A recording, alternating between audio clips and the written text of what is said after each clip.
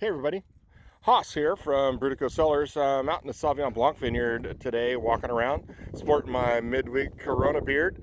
It's not Thursday, so I don't have to worry about shaving yet. But I'll be clean shaved for you for Thursday night's tasting. Out here looking at the Sauvignon Blanc and the soils. People have been asking the questions. I keep talking about it a lot, so I figured I'd take you out on a little tour, show you. There's Nui, the wonder dog. That's our winery mascot dog of sort for harvest, especially out here with me running around. Anyway, so if you kind of see, this is the Sauvignon Blanc vines right here.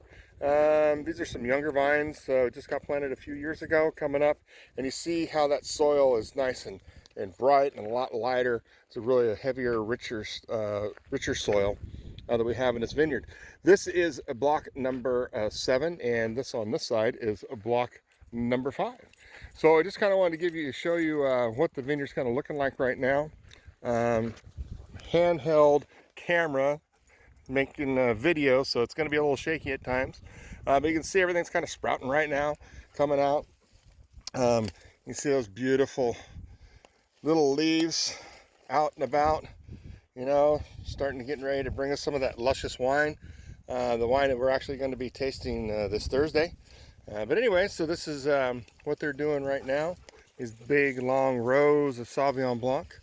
And if you can see, so you can see where the soil is in front of me just walking down this avenue. And if you look up ahead here, and if you look at what the hillside from it, you see how it's really rocky formation, and it's also, that's really a lot of shale and a high magnesium content and some clay.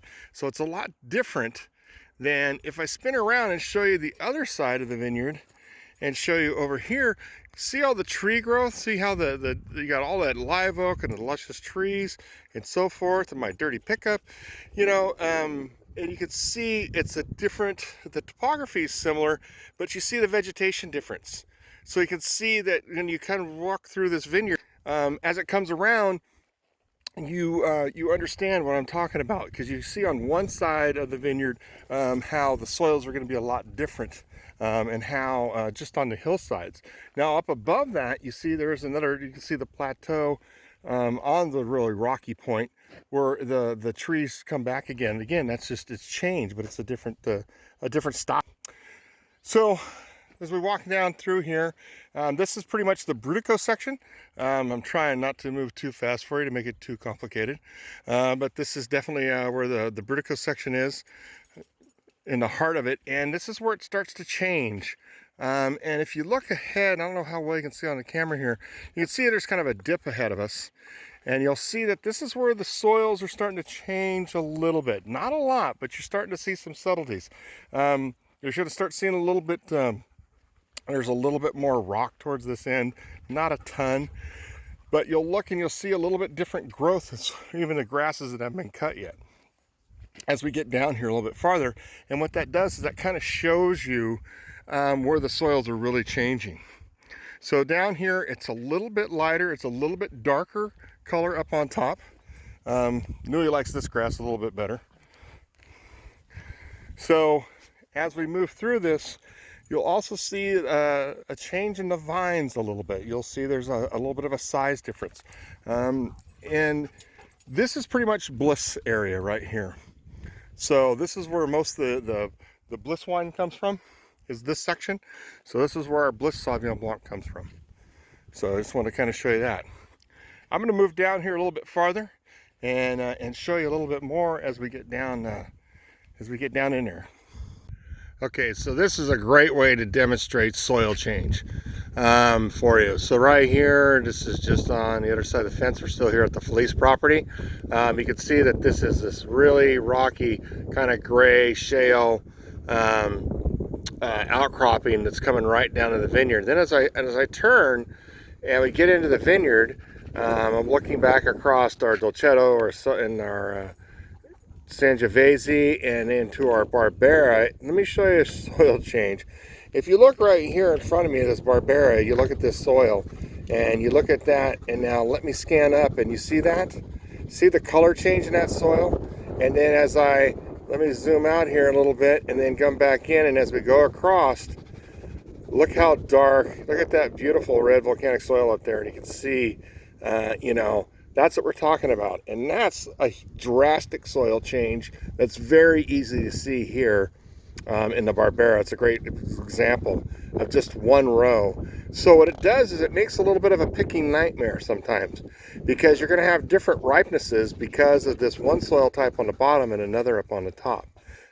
In the Sauvignon Blanc, it's not as bad because we go the opposite direction on the soil, so it makes it a little bit easier.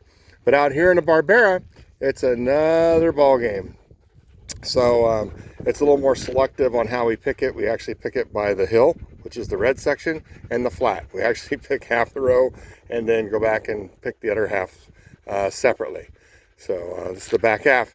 Anyway, I hope that kind of helps you out a little bit there, and kind of explains different soils and how it can affect us quite drastically in just one varietal in one row.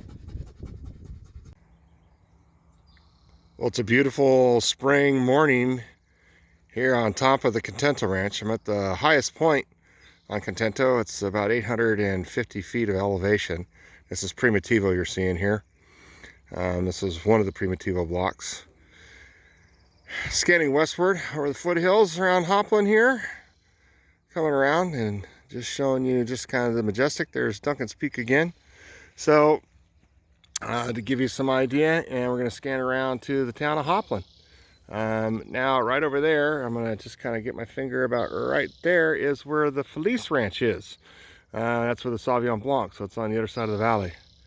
But just a beautiful, beautiful spring morning here. So I figure we'd take you around, show you a little Primitivo. This is our Block 11 Primitivo. And we're going to go over and we're going to go look at the old Block 12. If you look straight ahead, you're going to see some more grapes farther out, and we'll be exploring those in the weeks to come. That's Cabernet back over there. And we'll be walking around and taking a look at that. That's the old Block 6 cab. So let's go check out some more Primitivo and see what's happening. All right, so that's still Block 11 is up there on that top. We've kind of come around the vineyard now, and now we're going to kind of come back over and on the side hill. So this is kind of a northeastern slope, and this is the Block 12 Primitivo. This is where the Brutico Primitivo comes from. It's down in this area. It's the start of it. It's not quite enough Primitivo for the Brutico, so we still use Block 11 on that. You can see it's a very steep hillside vineyard. Rolls down in. You can see there's our olives, which is where our olive oil comes from, and then that's the north side of Block 6. And then a far side. There you go. So north side, and then there's the south side. So sorry, this is a southeasterly facing. I'll get my directions straight someday. So very steep hill. This is always fun to pick. But even on these hillsides, what you find is in the soils, you can see there's still a lot of rock and gravel in here. We haven't mowed yet up here. We're getting ready. That's what the guys in the vineyard are doing this time of year. We're mowing, chopping.